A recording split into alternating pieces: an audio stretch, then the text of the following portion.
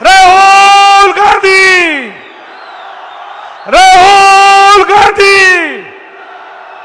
राहुल जी आप संघर्ष कीजिए। भाइयों और बहनों, आप सबका बहुत बहुत स्वागत, नमस्कार।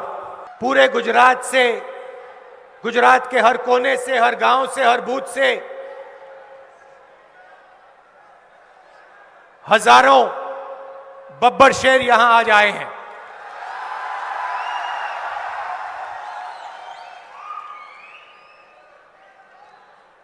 और ये जो बब्बर शेर हैं,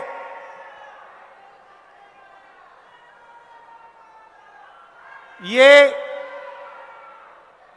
एक विचारधारा के लिए लड़ते हैं। ये आम बब्बर शेर नहीं है कि किसी भी चीज के लिए लड़ जाएं। ये विचारधारा की लड़ाई लड़ते हैं। और मैं जानता हूं कि यहां गुजरात में 25 साल से आप क्या सह रहे हो, मैं समझता हूं। आपकी लड़ाई एक राजनीतिक पार्टी से नहीं है।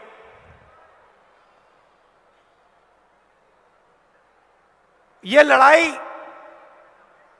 कांग्रेस और बीजेपी के खिलाफ नहीं है, इनके बीच में नहीं है। सबसे पहले आपको समझना होगा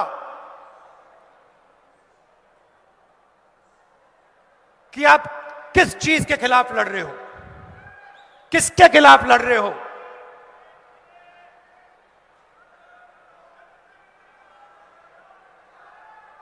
देखिए,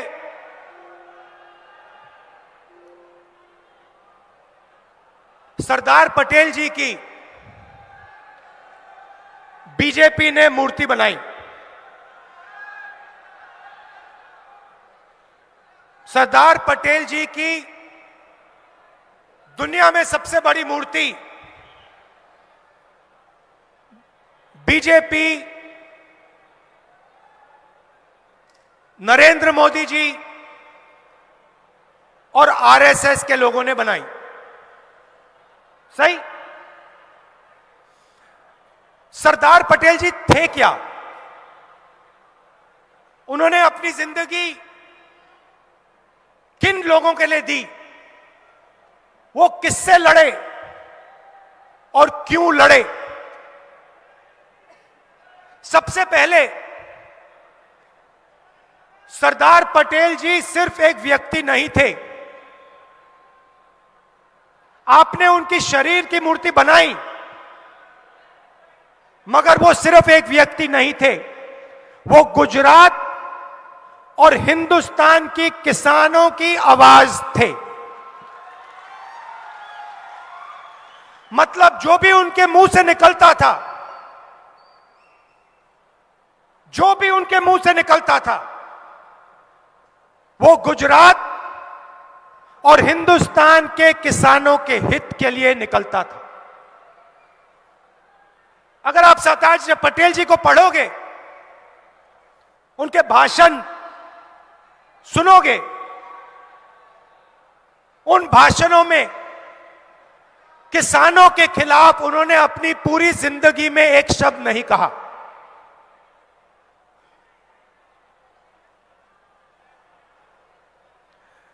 सरदार पटेल जी ने गुजरात के जो इंस्टीट्यूशंस थे, लोकतांत्रिक इंस्टीट्यूशंस, संस्थाएं, उनको खड़ा किया।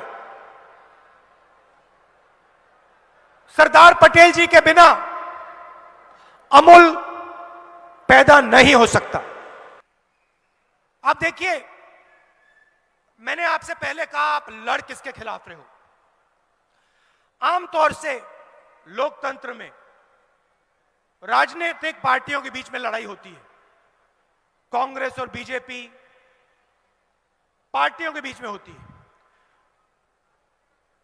और जो प्रदेश के, देश के जो इंस्टीट्यूशंस होते हैं, संस्थाएं होती हैं, आमतौर से ये न्यूट्रल रहती हैं। ये अंपायर का काम करती हैं, चाहे वो पुलिस हो, इलेक्शन कमीशन हो, मीडिया हो, बाकी जो इंस्टीट्यूशंस होते हैं, संस्थाएं होती हैं, ये अंपायर का काम करती हैं। मगर गुजरात में जिन संस्थाओं को सरदार पटेल जी ने बनाया, जिन संस्थाओं की नींव सरदार पटेल ने रखी थी, चाहे वो पुलिस हो, चाहे वो मीडिया हो, चाहे वो जुडिशरी हो, चाहे हो विधानसभा हो, इन सब संस्थाओं को बीजेपी ने कैप्चर कर दिया है, कंट्रोल कर दिया है। मतलब यहां पे आप एक राजनीतिक पार्टी से नहीं लड़ रहे हो, यहां पे आप गुजरात का जो प्रदेश है उसकी हर एक संस्था के खिलाफ, मीडिया के खिलाफ, आमतौर से मीडिया ऑपोजिशन के साथ रहता है ना, आमतौर से मीडिया ऑपोजिशन के साथ रहता है। मगर ना, ये बेचारे यहां आते हैं, इनकी गलती नहीं है, इनको सच्चाई दिख रही है, मगर इनको जो मालिक जो पीछे बैठे हैं, जो इनके मालिक पीछे बैठे हैं, वो कहते हैं भैया देखो मुद्रा पोर्ट में ड्रग्स मिले, इसके बारे में ज्यादा कुछ बोलना मत। भाई और बहनों, गुजरात ड्रग्स का सेंटर बन गया है, ड्रग्स का सेंटर बन गया है, और सारे के सारे ड्रग्स इसी मुद्रा पोर्ट से निकल रहे हैं। मगर आपकी सरकार यहां पे कोई कार्रवाई नहीं कर रही। मैं आपसे पूछना चाहता हूं, कार्रवाई क्यों नहीं हो रही है? क्या कारण है? नहीं, जोर से बोलिए, क्या कारण है?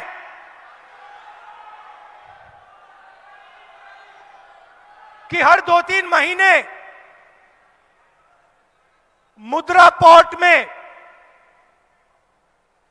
ड्रग्स मिलते हैं जो गुजरात के युवाओं का भविष्य को नष्ट कर रहे हैं, खत्म कर रहे हैं, मगर वहां पे कोई एक्शन नहीं लिया जा रहा। कारण क्या है? कोई ना कोई कारण तो होगा। अगर किसी गरीब व्यक्ति के घर में पुलिस वाले ड्रग्स ढूंढ लें, 2 लाठी मार के जेल में कर देते हैं, सही बात है, 2 लाठी मार के अंदर कर देंगे। मगर अगर हजारों करोड़ रुपए के ड्रग्स मुद्रा पोर्ट में मिले, पुलिस कोई कार्रवाई नहीं करेगी। गुजरात मॉडल,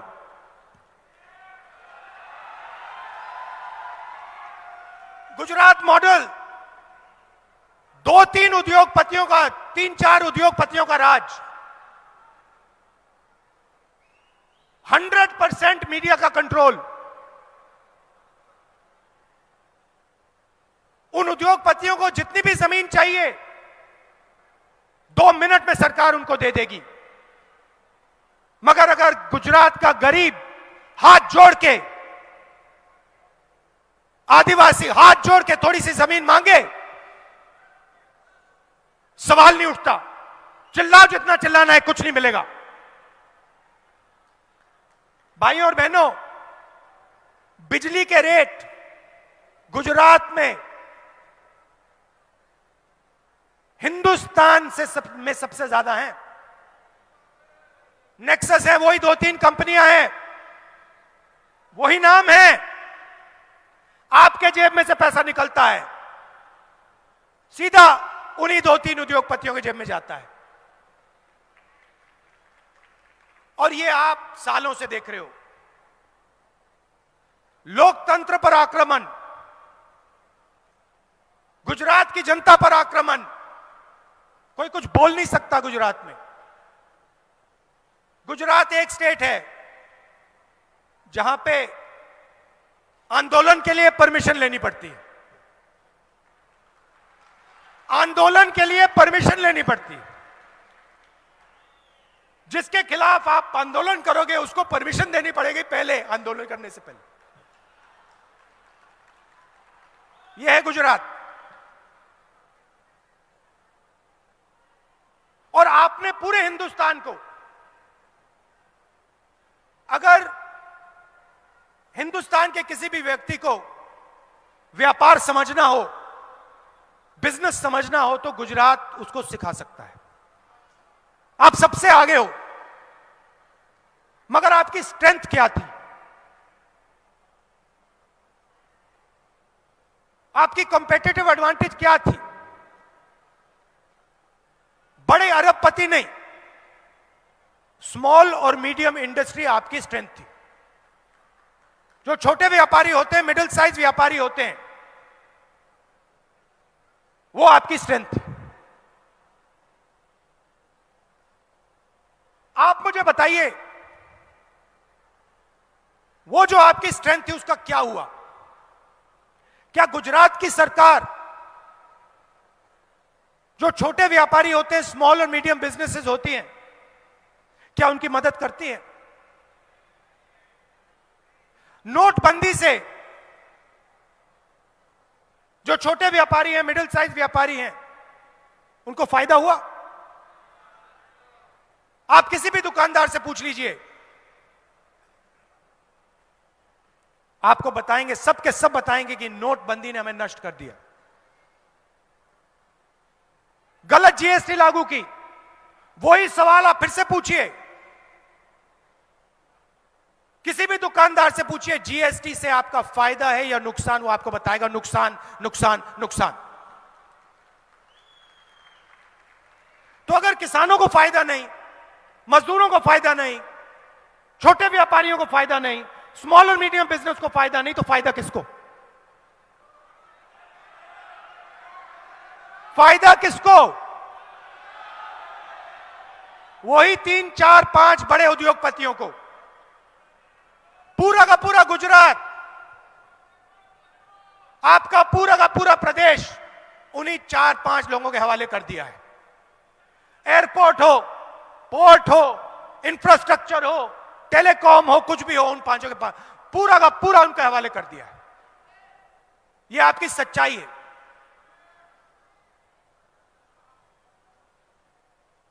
और अगर आप इसके खिलाफ लड़ना चाहो, आंदोलन करना चाहो, तो फिर पहले भैया परमिशन लेना। उन्हीं 3-4 उद्योगपतियों की परमिशन लेना, उससे पहले जनता की आवाज मत उठाना। क्या सरदार पटेल जी ने अंग्रेजों से आंदोलन करने के लिए परमिशन लिया था? क्या सरदार पटेल जी अंग्रेजों के सामने गए और उन्होंने उनसे पूछा कि भैया हमें परमिशन दे दो?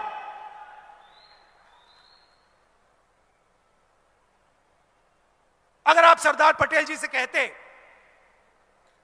कि एक ऐसा दिन आएगा कि जनता की आवाज उठाने के लिए गुजरात में परमिशन लेनी पड़ेगी, सरदार पटेल जी आपको क्या कहते? सरदार पटेल जी कहते, उस सरकार को उठा के बाहर फेंको, निकालो। जो सरकार गुजरात की जनता से कहती है कि आंदोलन करने से पहले तुम्हें परमिशन लेना होगा, उसको निकालो, सरदार पटेल जी कहते। यह सच्चाई है। तो आप किसी एक राजनीतिक पार्टी से नहीं लड़ रहे हो, आप उसी विचारधारा से लड़ रहे हो जिसके खिलाफ सरदार पटेल जी लड़े थे। और सरदार पटेल जी भी आपके जैसे कांग्रेस के कार्यकर्ता थे, कांग्रेस के नेता थे। पिछले चुनाव में मीडिया के मित्रों ने कहा था कांग्रेस पार्टी तो लड़ाई में नहीं है। याद है आपको? कांग्रेस पार्टी तो लड़ाई में नहीं है। मैसेज आया था ऊपर से, कह दो कांग्रेस पार्टी लड़ाई में नहीं है। और 6 महीने में बीजेपी की हवा निकाल दी आपने। 6 महीने में आपने हवा निकाल दी।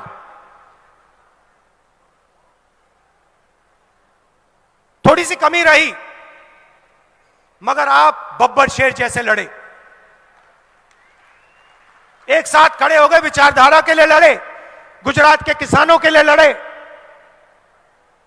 व्यापारियों के लिए, स्मॉल और मीडियम बिजनेस वालों के लिए, युवाओं के लिए।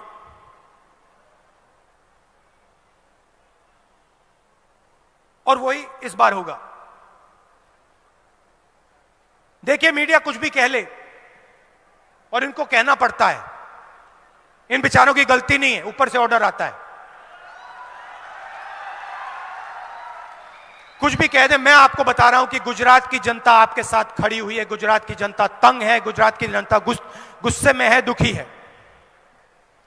बस आपको गुजरात की जनता के साथ खड़ा होना है और आपकी सरकार गुजरात की जनता की सरकार, गुजरात की आवाज की सरकार बन जाएगी।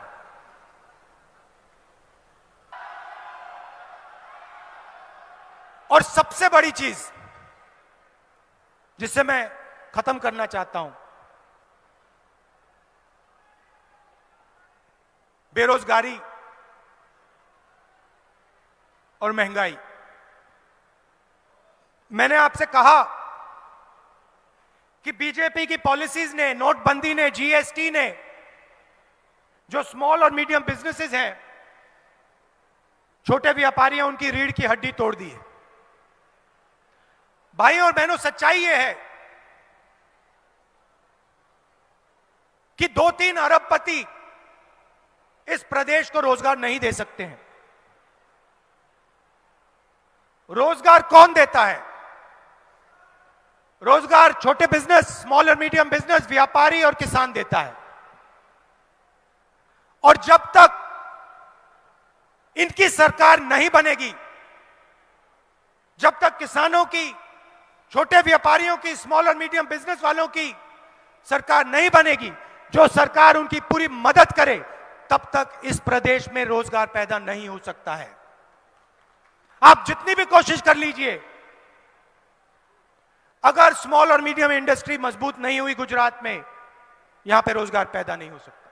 अगर बैंक के दरवाजे किसानों के लिए, स्मॉल और मीडियम बिजनेसेस के लिए, डायमंड इंडस्ट्री के लिए, टेक्सटाइल इंडस्ट्री के लिए नहीं खुले, तो यहां पे रोजगार पैदा नहीं हो सकता है। और गुजरात के जो युवा हैं, भटकते फिरेंगे, मगर उनको रोजगार नहीं मिलेगा। और कांग्रेस पार्टी का फोकस उन युवाओं को रोजगार देने पर होगा। पूरा का पूरा फोकस हम गुजरात के युवाओं को रोजगार देने में लगा देंगे और 10 लाख युवाओं को हम रोजगार देंगे।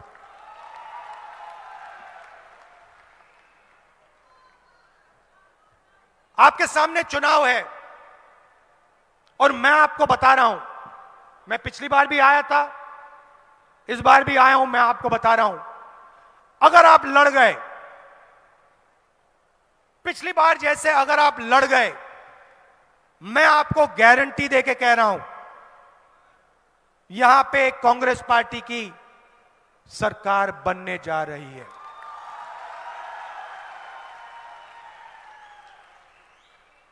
आप देखिए, पिछले 5 साल में कितना भ्रष्टाचार हुआ है। आमतौर से क्रिकेट टीम में अगर एक प्लेयर फेल होता है, एक प्लेयर को हटा देते हैं। गुजरात की सरकार की जो टीम है, उसमें एक प्लेयर को नहीं, पूरी की पूरी टीम को हटा के फेंक दिया। मतलब ये जानते हैं कि पिछले 5 सालों में इन्होंने गुजरात के लिए कुछ नहीं किया, सिर्फ भ्रष्टाचार किया है, और गुजरात की जनता को यह सब दिख रहा है। तो आप लड़ जाइए, मैं आपके साथ हूं, आप लड़ जाइए, और मैं आपको गारंटी कह के बता रहा हूं, अगर आप लड़ गए अगर आप कांग्रेस पार्टी की विचारधारा के लिए लड़ गए, अगर आप किसानों की आवाज के लिए, मजदूरों की आवाज के लिए, आम जनता की आवाज के लिए लड़ गए, मैं आपको गारंटी करके कह रहा हूं कांग्रेस पार्टी का कार्यकर्ता जीत जाएगा। बहुत बहुत धन्यवाद। नमस्कार। जय हिंद।